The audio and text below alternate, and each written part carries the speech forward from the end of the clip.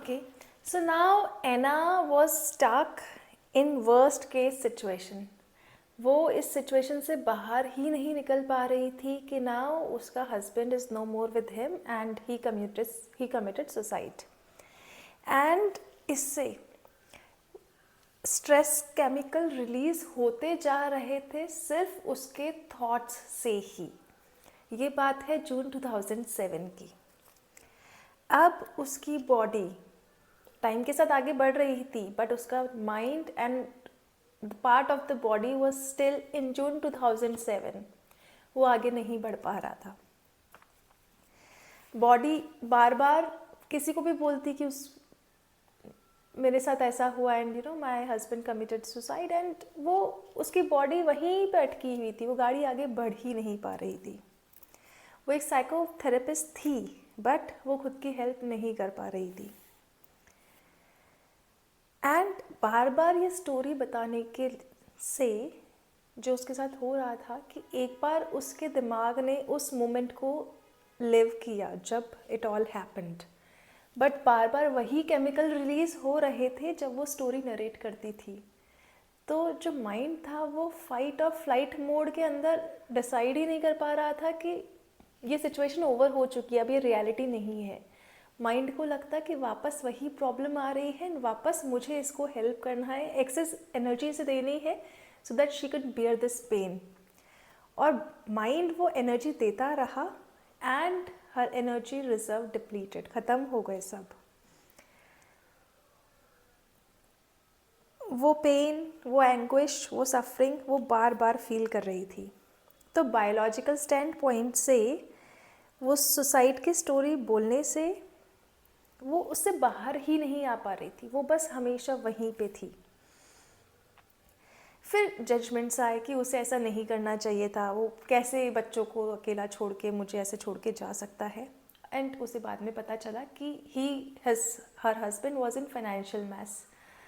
Financially वो एक lawyer था बट बहुत सारा कुछ कर्जा आ गया था and he wasn't able to repay and that is why he committed suicide. तो वो और उसके लिए कि अब कैसे मैं 2 बच्चों को भी संभालूंगी एंड इतना सारा फाइनेंशियल ड्यूटीज़ वो पूरा नहीं कर पा रही थी. इसके लिए वो बहुत गुस्सा थी अपने हस्बैंड को लेकर.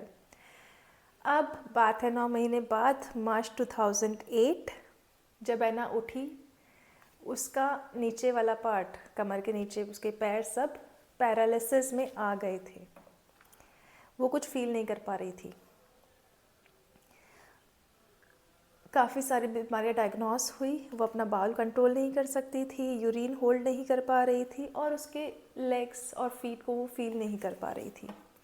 डॉक्टर्स ने काफ़ी सारी दवाइयाँ दी इस चीज़ को ठीक करने के लिए. 2 महीने बाद उसे हॉस्पिटल से डिस्चार्ज किया गया. कुछ थोड़ा सा बेटर हुआ बट जो उसका मेंटल और इमोशनल स्टेट था उस पर कोई काम नहीं हुआ. अब 2009 में ऐना का गुस्सा बहुत बढ़ गया था. उसका दर्द, पेन, सफरिंग, फिर वो होपलेसनेस, फ्रस्ट्रेशन, फिर फियर, फिर हेट्रेड, इस साइकिल में चलते चलते वो अपनी लाइफ को और ख़राब कर रही थी. 2010 में उसे एक बॉयफ्रेंड मिला नया, एक रिलेशनशिप में आई और वहाँ पे भी उसने बहुत दुख झेले. उसके बच्चे भी दुखी थे और वो भी उस रिलेशन में बहुत दुखी थी. उसका इम्यून सिस्टम ही ख़राब हो गया. उसे फूड एलर्जीज़ हो गई, वेट प्रॉब्लम्स हो गई, वो कुछ भी निगल नहीं पा रही थी. उसको हार्ट बर्न होने लग गया और डॉक्टर ने और बहुत सारी दवाइयाँ उसको लिख कर दे दी. ऐना ने सोचा कि वो अपनी साइकोथेरेपी घर पे स्टार्ट करती है बट उसकी बॉडी उसे अलाउ नहीं करती थी. फिर भी कोशिश करके वो वीक में 1-2 बार अपनी सेशंस लिया करती थी.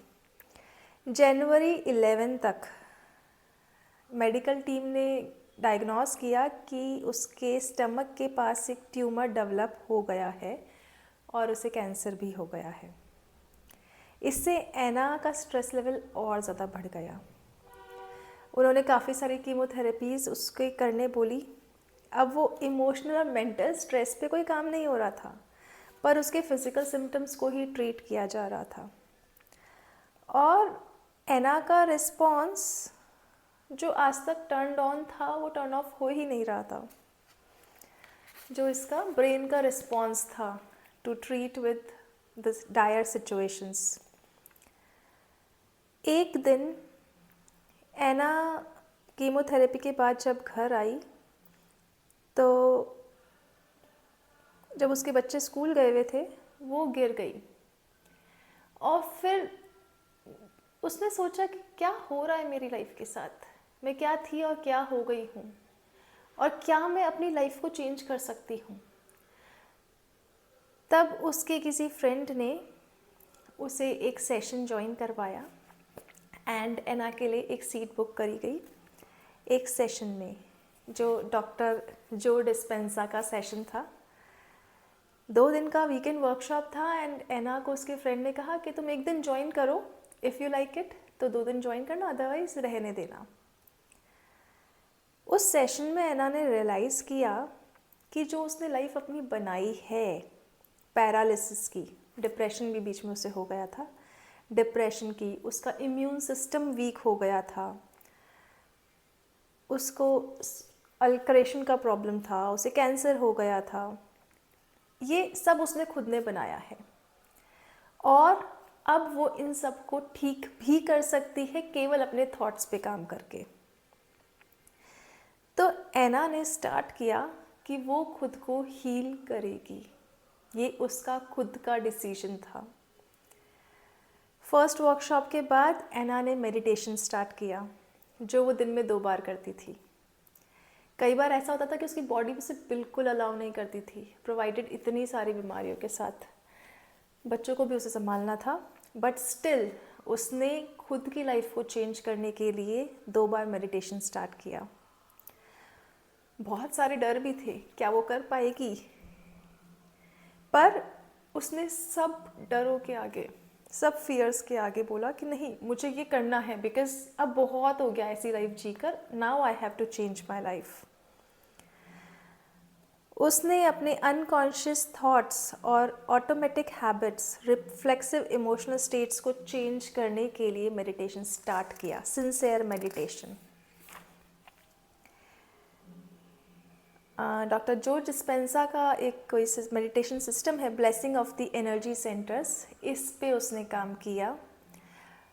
अकॉर्डिंग टू हिम हमारे हर सेंटर में, एनर्जी सेंटर में जो हमारे चक्रास होते हैं उनमें फ्रीक्वेंसी होती है, एंड उसे खुद के हार्मोन्स, ग्लैंड्स, केमिस्ट्री और इंडिविजुअल मिनी ब्रेन्स होते हैं, और खुद का माइंड भी होता है।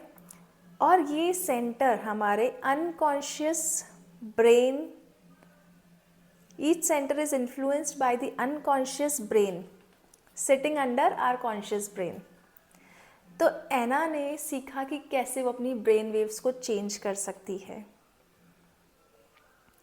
उसने अपने इमोशंस को जो कि पास्ट में स्टोर्ड थे उसकी बॉडी में ब्रीदिंग टेक्निक से लिबरेट करना स्टार्ट किया, उन्हें रिलीज़ करना स्टार्ट किया, और खुद को पास्ट से बाहर निकालने की कोशिश करी। वो चाहती तो अपनी लाइफ को ऐसे ही ख़त्म भी कर ही सकती थी, बट उसने चेंज चूज़ किया कि वो अपनी लाइफ को चेंज करके रहेगी। उसने अपने फ्यूचर सेल्फ को इमेजिन करके उसे एम्बॉडी किया कि कैसा एक्सपीरियंस वो करेगी अपनी नई लाइफ में। वो अपनी जेनेटिक एक्सप्रेशंस को चेंज करने लगी और अपनी बॉडी को बायोलॉजिकल अलाइन करने लगी अपनी फ्यूचर इमेज से।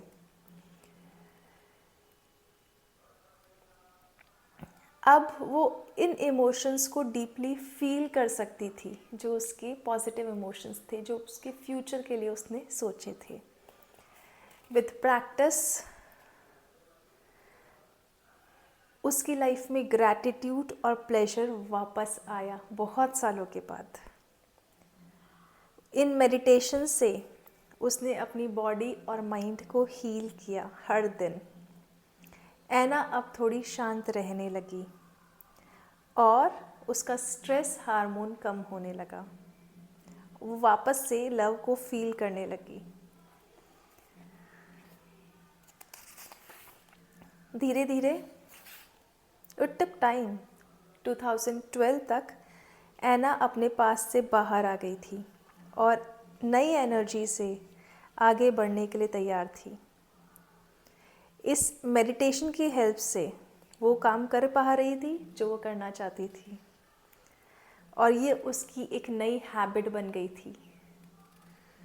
उसकी एनर्जी और वाइटैलिटी वापस आ गई और अब उसने एंटी डिप्रेसेंट लेना भी बंद कर दिया था। उसके थॉट पैटर्न कम्प्लीटली चेंज हो गए थे और उसकी फीलिंग्स अब बहुत डिफरेंट थी। वो एक नए अवतार में वापस आ चुकी थी और सब कुछ ड्रास्टिकली चेंज हो रहा था। एना की हेल्थ और लाइफ इम्प्रूव हो रही थी।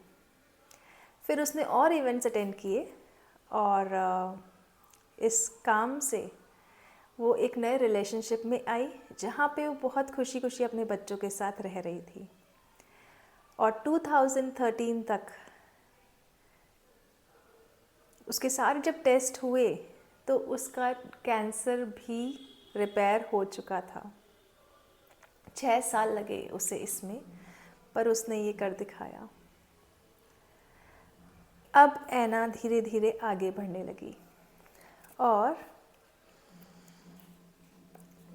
2016 तक उसने अपना एक खुद का साइकियाट्रिक इंस्टीट्यूशन खोल लिया जिसमें वो 20 थेरेपिस्ट और प्रैक्टिशनर्स को एम्प्लॉय कर रखी थी। अब वो फाइनेंशियली इंडिपेंडेंट थी और बहुत अच्छा पैसा कमा रही थी अपनी रिच लाइफ जीने के लिए। अगर एना ये कर सकती है तो अगर आप भी ठान लेते हैं तो आप भी अपनी प्रॉब्लम से बाहर निकल सकते हैं।